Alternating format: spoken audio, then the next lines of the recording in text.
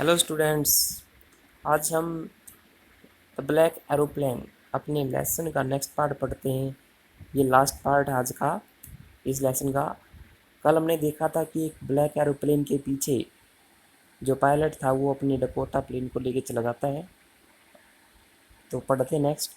After half an hour the strange black aeroplane was still there. Still mean अब भी। तो आधे घंटे के बाद वह अजीब काला जहाज अब भी वहाँ था। In front of me in the clouds. बादलों में मेरे आगे, मेरे सामने। Now there was only enough fuel, enough पर्याप्त फ्यूल ईंधन in the old Dakota last tank, पुराने डकोटा की अंतिम टंकी में, to fly for 5 or 10 minutes more. More mean और ज़्यादा। नाउ तो अब पुराने डकोटा की अंतिम टंकी में केवल 5 या 10 मिनट और उड़ने के का काफ़ी ईंधन बचा हुआ था। I was starting to feel frighten again. और इसलिए क्या कर दिया था? फ्राइटन मीन डरा हुआ। तो इसलिए मैंने दोबारा या फिर से डरा हुआ महसूस करना शुरू कर दिया था। तो जब क्वेश्चन का आंसर लिखेंगे यहाँ पे आई को ही में चेंज कर देंगे, माई को हिम में चेंज कर देंगे, ठीक है। But then he started to go down. लेकिन फिर उसने नीचे जाना शुरू कर दिया। And I followed through the storm. और मैंने तूफान के अंदर से ही उसे अनुसरण किया। Suddenly I came out of the clouds. अचानक ही मैं बादलों से बाहर आ गया। And saw two long straight lines of lights in front of me. Long straight lines, लंबी सीधी रेखाएं, ऑफ लाइट, प्रकाश की, रोशनी की। तो अचानक ही मैं बादलों से बाहर आ गया और मैंने अपने सामने रोशनी की दो लंबी सीधी लाइनें देखी। क्या था ये? It was a runway an airport.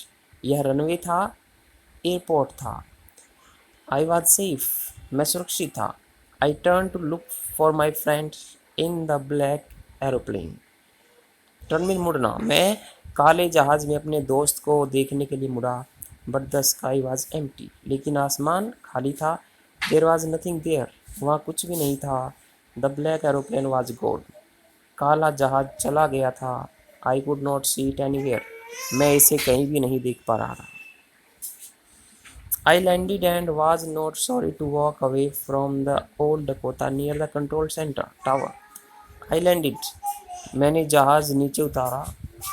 And was not sorry, और मुझे खेद नहीं था। टू वॉक अवे, दूर जाने का। From the old Dakota near the control tower.